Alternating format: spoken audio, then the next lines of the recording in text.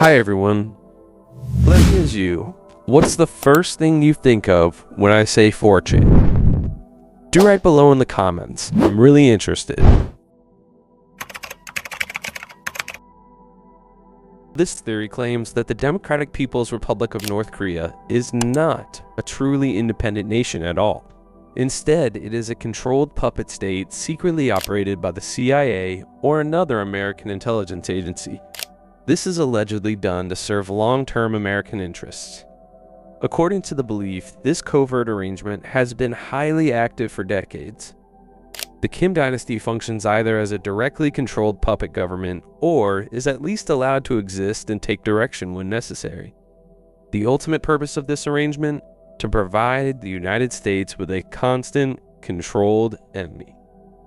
It perfectly justifies ever-increasing defense budgets, advanced weapons development, and an ongoing military presence in East Asia. Supporters argue that the country's continued survival is proof in itself. Despite a collapsing economy and extremely limited resources, the regime has somehow not destabilized. Furthermore, the United States has never invaded them, like it did with Iraq or Afghanistan, despite the nation being objectively far more hostile and armed with nuclear capabilities. Another dark variation of this conspiracy claims the isolated country is used as a real-time testing environment for extreme population control. Because the borders are entirely sealed off and the citizens are heavily monitored, it allegedly serves as a massive live laboratory. Intelligence groups refine psychological manipulation techniques there, which they later deploy in softer, covert forms on Western population.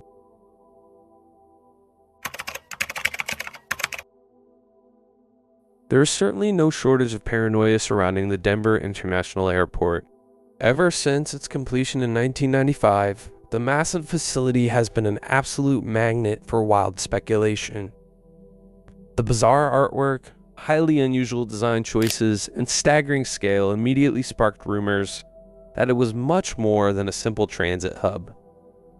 From the beginning, massive budget overruns and construction delays in a strangely remote location raised massive red flags. The most persistent rumor is that the airport secretly serves as a hidden headquarters for the Freemasons or the New World Order.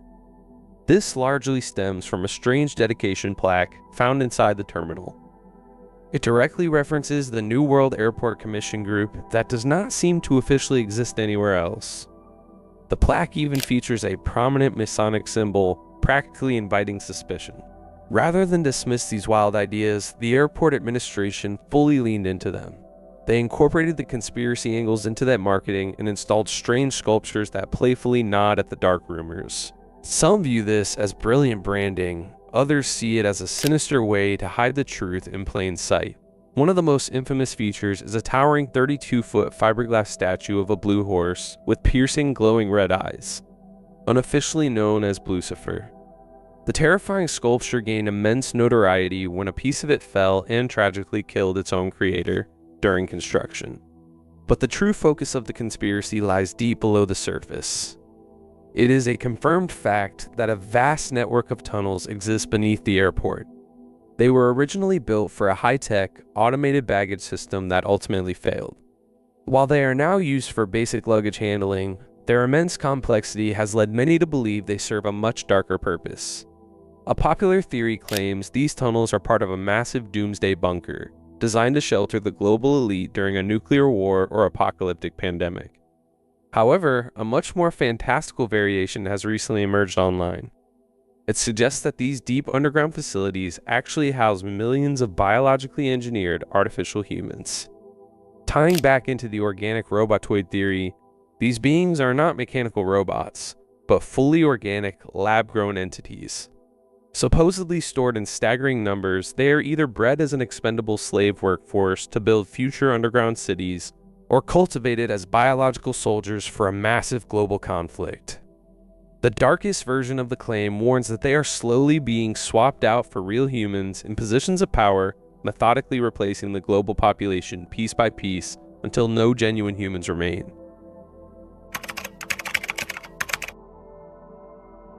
Black goo is, base, a hypothetical substance at the very center of a massive, wide-spanning conspiracy. According to this lore, Black tar-like materials are present throughout all of history, connecting ancient civilizations, crashed spacecraft, secret government projects, and paranormal phenomena. There are many historical references to a dark, viscous material.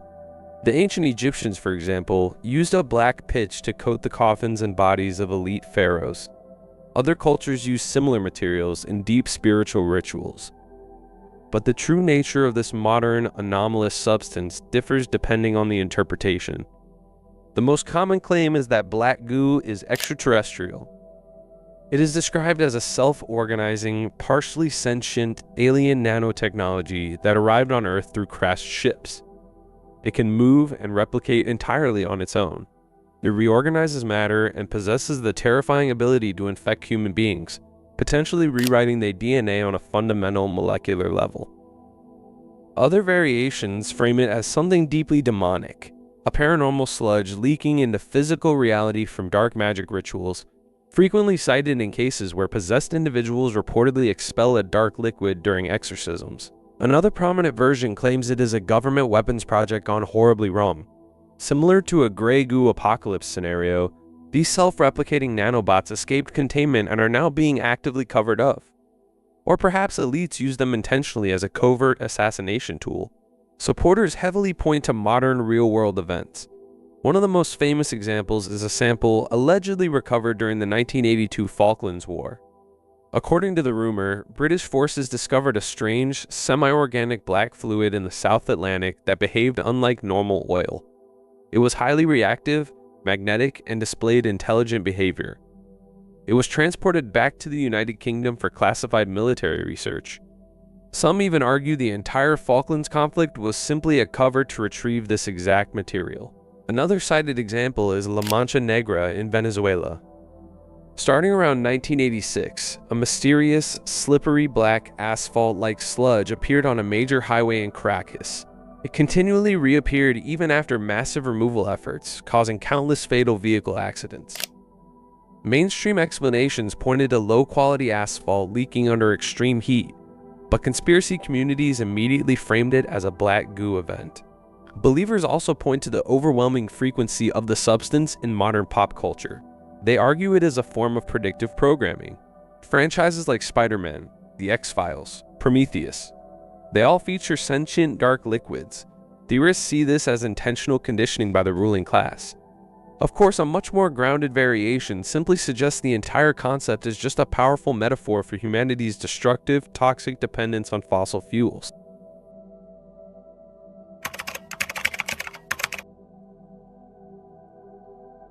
The concept of a deep state is, well, certainly not new. The idea of a secret society pulling strings from the shadows has existed in conspiracy circles for ages. But this particular theory goes much further. It claims that shadow governments have actually existed for over 30,000 years. According to the hypothesis, during the Paleolithic era, early humans evolved into highly intelligent beings who mastered stone tools and engaged in complex spiritual rituals. At this exact time, a primitive shadow government began to emerge. It was made up of the most knowledgeable individuals of the era: shamans, astronomers, and early specialists. They allegedly formed an organization to steer mankind from behind the scenes. These interconnected groups are said to have met in deep caves, using rock art and primitive symbols as a form of coded communication. Supposedly, they ate or designed ancient structures like Göbekli Tepe. They aligned these monoliths with celestial events to track seasonal changes and herd migrations, expertly guiding early societies as they spread across the continents. Alleged proof of this vast operation lies in the identical markings found in caves all over the world, even in cultures that supposedly had no contact with one another. These include unusual hand stencils that are missing fingers. This could be evidence of ritual mutilation, or perhaps a coded sign language used by folding away specific fingers to create a pattern that could only be decoded by initiated members. Other scribbles, dots, and dashes are theorized to be an ancient shorthand code used to plot the future path of humankind. Another piece of evidence points to how remarkably similar creation myth, like the story of a great global flood, appear in completely separate cultures. Alongside these myths are burial rites and ceremonies that emerged globally around the exact same time. The theory suggests these traditions were intentionally planted by a prehistoric elite to shape early human beliefs. It is also claimed that psychedelia, like magic mushrooms, were heavily used during these rituals. Held in dark, echoing caves lit only by flickering firelight, these ceremonies were designed to overwhelm and awe early humans. It was essentially the earliest form of mass manipulation, a primitive version of propaganda. Some versions go even further. They suggest this elite group engaged in the selective breeding of humans. They chose who should reproduce to cultivate a more compliant, easily influenced population, all while preserving their own bloodlines to secure eternal control. It is theorized they had a direct hand in developing agriculture and animal domestication. It was not a random human discovery, but a deliberate turning point orchestrated from the shadows. In the end, the claim is that humanity did not reach civilization through trial and error. Populations were guided, step by step, by a prehistoric deep state. Every major leap was part of a long-term master plan, and this group's ideological descendants supposedly still control humanity today through mass media, global institutions, and government systems. There is, however, an alternate variation. When early Homo sapiens began to wipe out other species like Neanderthals, some of those Neanderthals saw their extinction coming and retreated underground. From there, they formed their own secret society.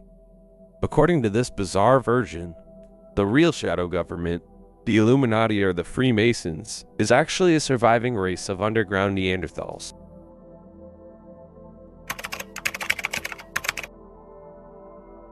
This next fascinating theory proposes that the ancient story of Genesis, specifically the narrative of Adam and Eve and their subsequent fall from the Garden of Eden, was never meant to be interpreted literally.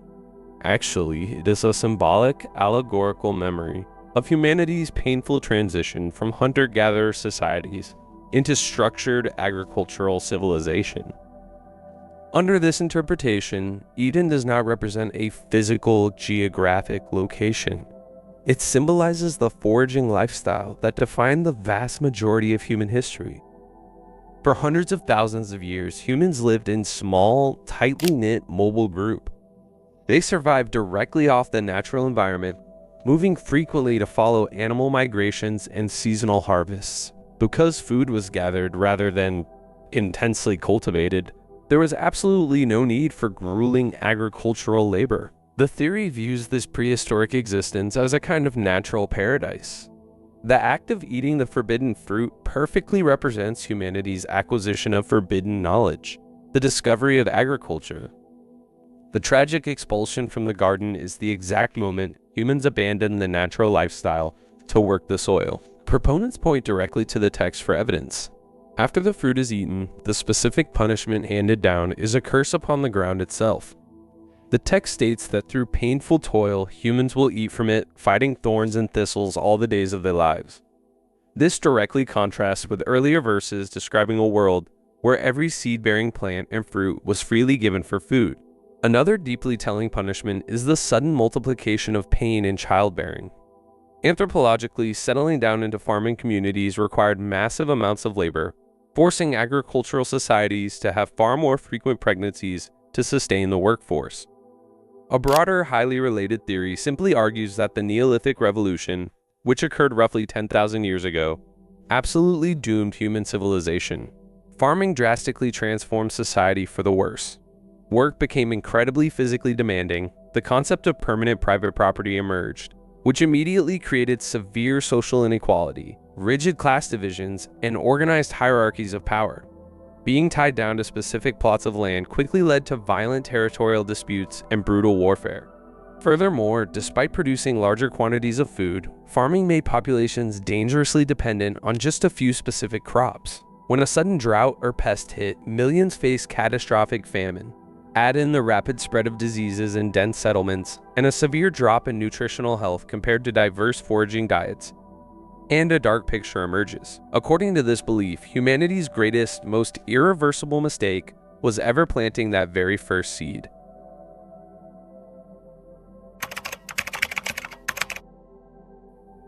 Well, according to a particular theory, before the internet even existed, a group of programmers built predictive algorithms.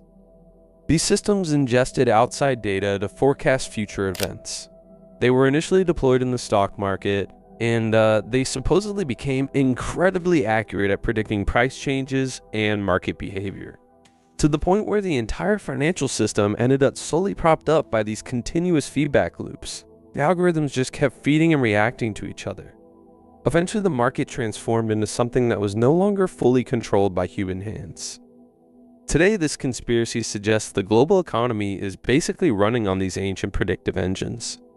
If even one core system failed or was removed, the entire financial world would collapse almost overnight. So with the rise of the internet, these tools allegedly expanded far beyond finance. They were sold off to major marketing firms, tech companies, and eventually social media platforms. The more people used the web, the more data the algorithms harvested. Advancements in machine learning and artificial intelligence made them impossibly precise. The theory claims that today, these programs are completely autonomous. They are self-feeding and so deeply complex that the original programmers actually have no idea how they work anymore. They predict everything. They decide which ads appear, what products get bought, the exact content shown. Basically, they calculate exactly how long they can keep a user locked into an app to sell more ads. There are countless stories online about individuals receiving ads for a medical condition long before they ever felt symptoms, long before a doctor ever made a diagnosis. According to this theory, that happens because the algorithms constantly analyze streaming digital behavior to detect minute, subtle patterns. Patterns people do not even consciously notice. They predict everything from hobbies to breakups, job changes, and future diseases. But the theory goes further. It states these systems are no longer just predicting behavior, they are actively influencing it. They shape opinions, political views, and overall identity. They do this by endlessly feeding content designed to nudge society in specific directions. The sole goal is simply increasing profits. This creates extremists and political fanatics, radicalizing populations without anyone realizing it, all just to maintain engagement. The artificial intelligence singularity will not be some cinematic robot uprising. It will be, rogue predictive algorithms pushing humanity into chaos and division, strictly for marketing and profit.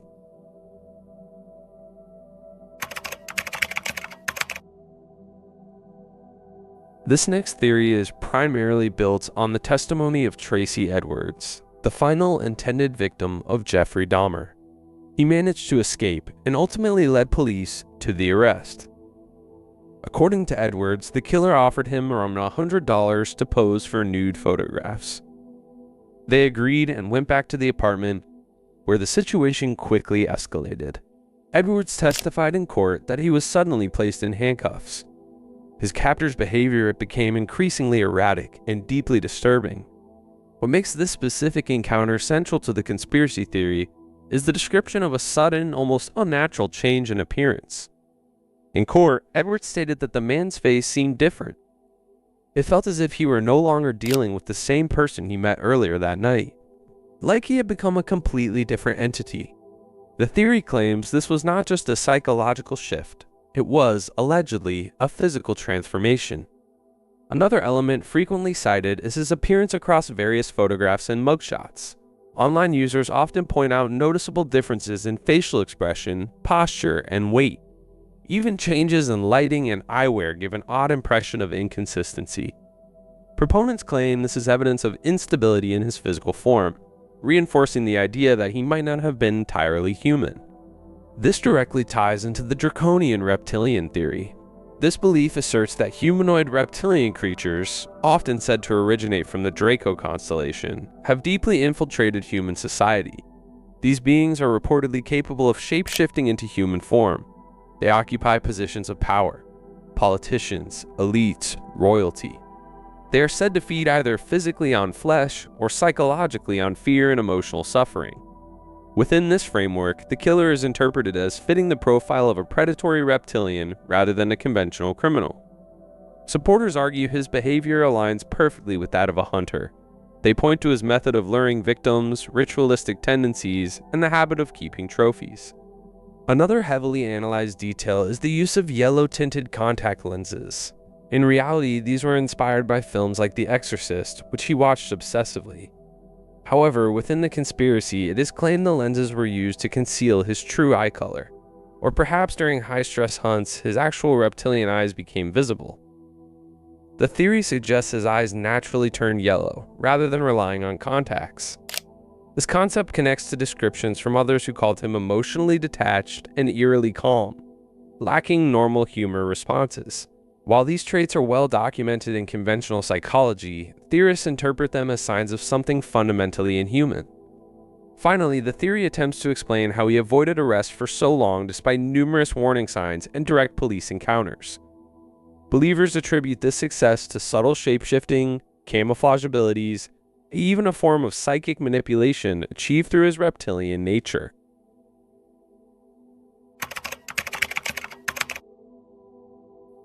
Bog bodies are naturally preserved human remains found in peat bogs.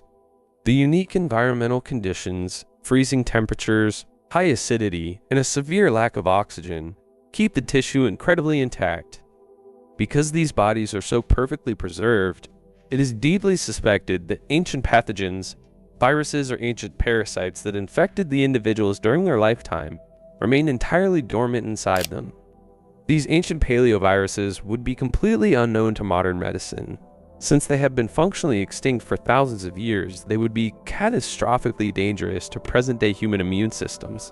Supporters of this theory claim that the real reason governments invest so heavily in bog body recovery and laboratory storage is actually for biological warfare research. The bodies are allegedly kept in highly controlled environments as organic storage containers for these ancient plagues, ready to be weaponized when a geopolitical threat arises. Another variation suggests that instead of reviving the direct pathogens, scientists actively reverse engineer the ancient viral DNA fragments to synthetically reconstruct devastating prehistoric diseases.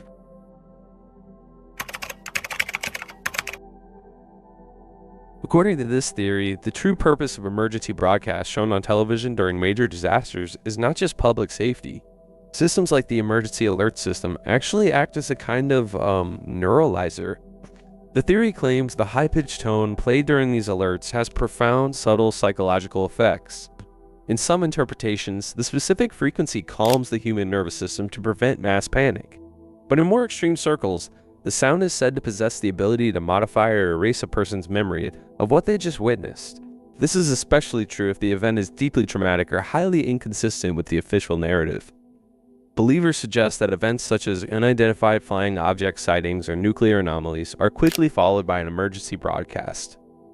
The tones embedded within the alerts actively reshape public perception. They distort the memory of what truly happened, recasting an inexplicable event as something entirely mundane, like a simple weather disaster or a technical malfunction.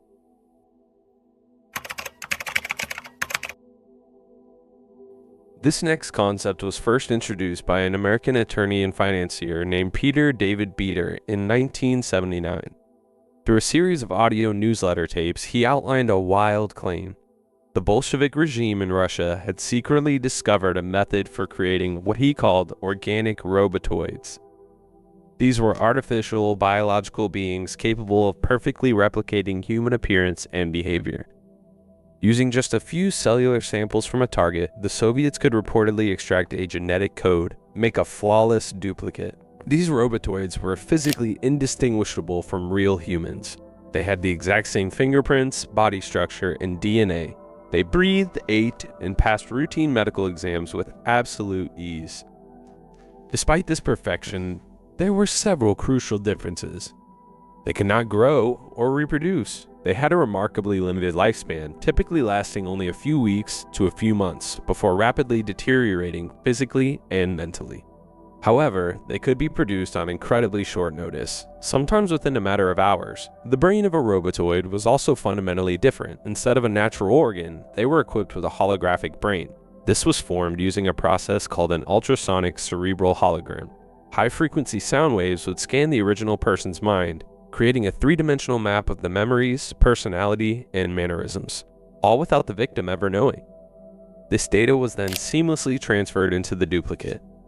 But these beings were not fully autonomous. They lacked basic survival instincts, making them absolutely ideal for high-risk missions. The theory even claims Russia used them as disposable cosmonauts to minimize danger to actual human pilots. Eventually, powerful global organizations supposedly adopted this technology to quietly replace politicians, world leaders, and celebrities. When a famous figure died under mysterious circumstances, they were allegedly swapped out so that career could be continuously controlled. Since these clones had a short lifespan, subtle discrepancies would eventually give them away. As they neared expiration, they might glitch, suddenly freezing in place or displaying bizarre shifts in personality. Physical deterioration, like an odd odor of decay or entirely lifeless eyes, would become apparent. Sometimes artificial skin was used to prolong their use, resulting in an unnaturally smooth or shiny face. To believers, these strange physical and behavioral glitches are clear evidence that a person has been quietly replaced by something synthetic.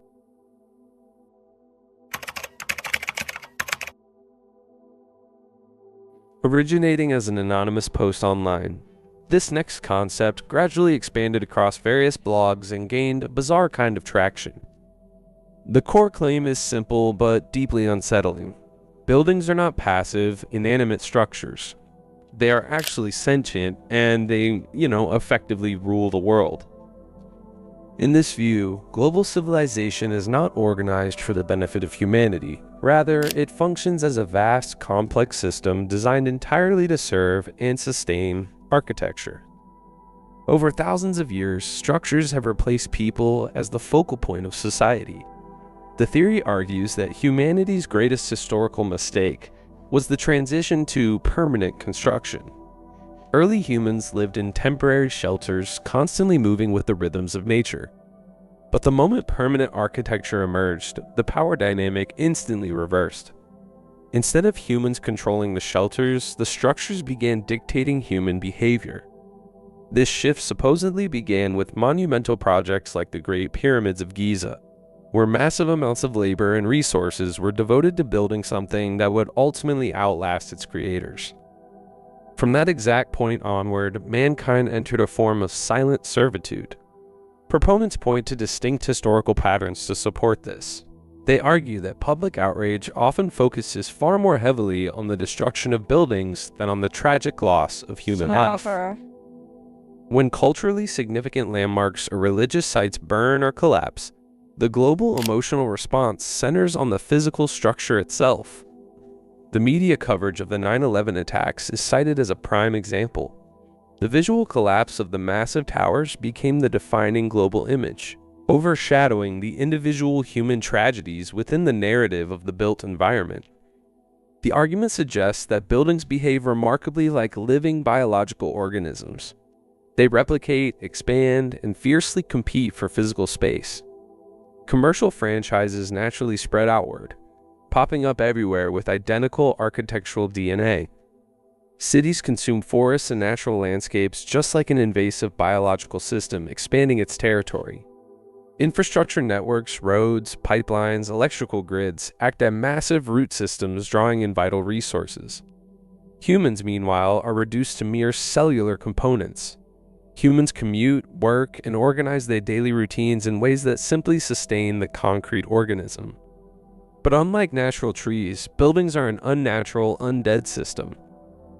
They rely on the complete destruction of organic ecosystems. The ultimate end goal of this architectural consciousness is complete self-sufficiency. With the rapid rise of automation, the need for human labor is steadily decreasing.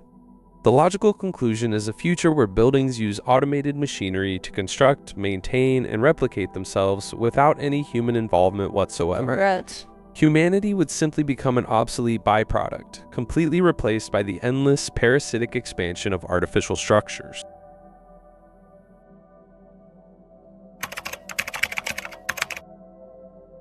The reign of Ivan the Terrible over Russia was deeply marked by a bizarre mix of cultural progress and, utterly horrific violence. He vastly expanded the empire's territory and raised literacy rates, yet he was notoriously paranoid, unstable, and responsible for carrying out mass executions in sudden, explosive fits of rage. Because of this wild contradiction, his erratic behavior has always been viewed as highly abnormal, even by the brutal standards of his time. According to a strange rumor, an academic named Dr. Rudolf Vantsev was actively reconstructing the ruler's facial features from his exhumed skull when he allegedly made a shocking discovery. Embedded deep inside the bone was a small, flat metallic plate, roughly 1 centimeter in size. It looked remarkably like a modern technological microchip. Since a portion of the strange object was completely covered by natural bone tissue, the doctor supposedly concluded it must have been surgically implanted when the ruler was just a young child. The theory explosively claims that this alien implant was the true source of his extreme tactical intelligence and military brilliance. However, the advanced technology also triggered violent psychotic short circuits in his brain as a horrifying side effect. Some theorists suggest he was abducted as a child and altered by extraterrestrials, drastically increasing his intelligence at the terrible cost of his sanity. But despite this story being widely repeated and shared across historical conspiracy boards, there is absolutely zero evidence a metallic plate was ever found in the skull. Furthermore, no academic record exists for Dr. Rudolf Ancev. The entire thrilling narrative appears to originate entirely from anonymous, fabricated internet postings, completely devoid of any physical or historical truth.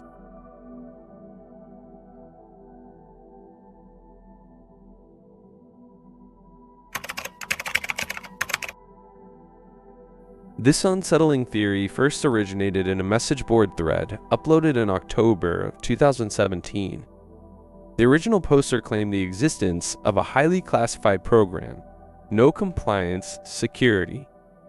It was allegedly an experimental prison security level, born from a joint effort between pharmaceutical giant Pfizer, 12 participating state behavioral facilities, Harvard Medical School, and Stanford University.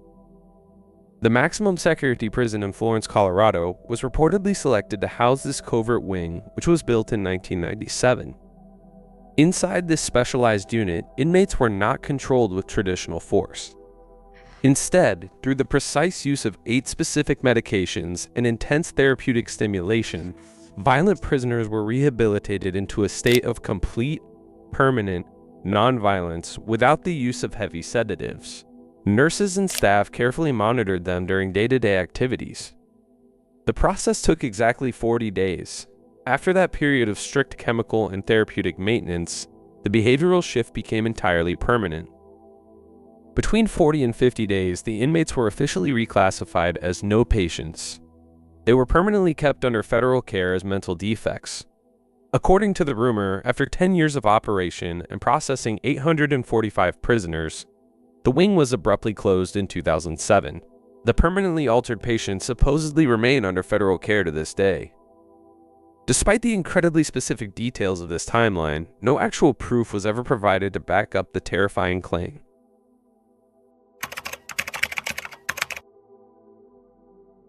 Reports of alien abductions are incredibly common around the world.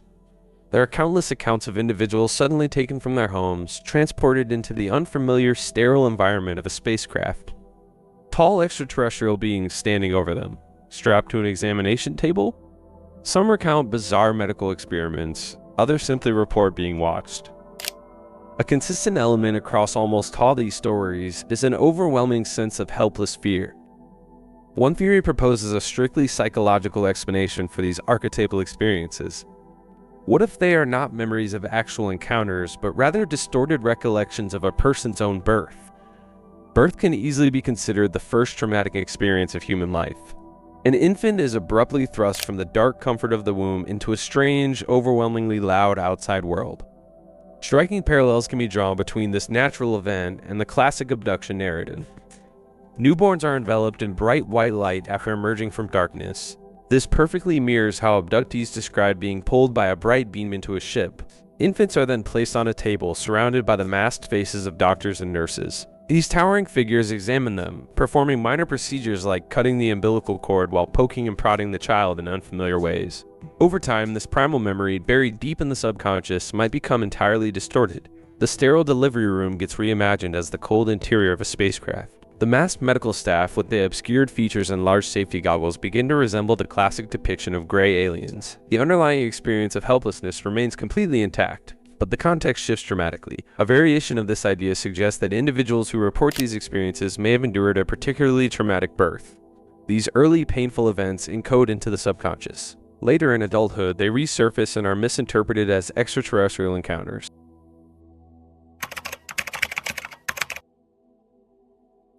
The internet currently holds the collective knowledge, viewpoints, and social interactions of humanity. It can easily be compared to a primitive hive mind, albeit an incomplete one.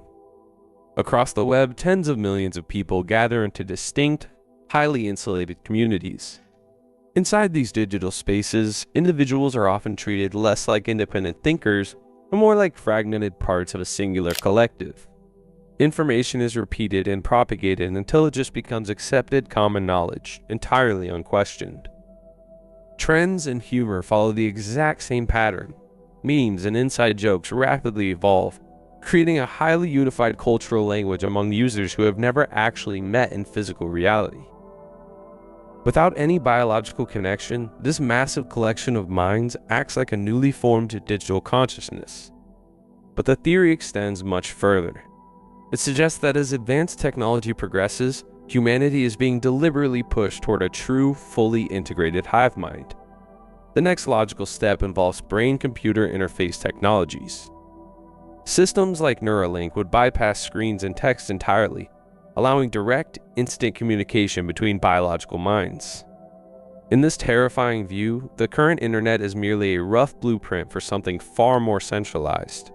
A fully realized human hive mind would mean sharing not just information, but actual thoughts, perceptions, and core intentions. Some propose this shift is not happening organically at all. Instead, a hidden shadow authority is guiding the technological leap from behind the scenes. After all, if human thought is gathered into one singular, centralized network, controlling the global population becomes exponentially easier than managing billions of independent, conflicting ideologies.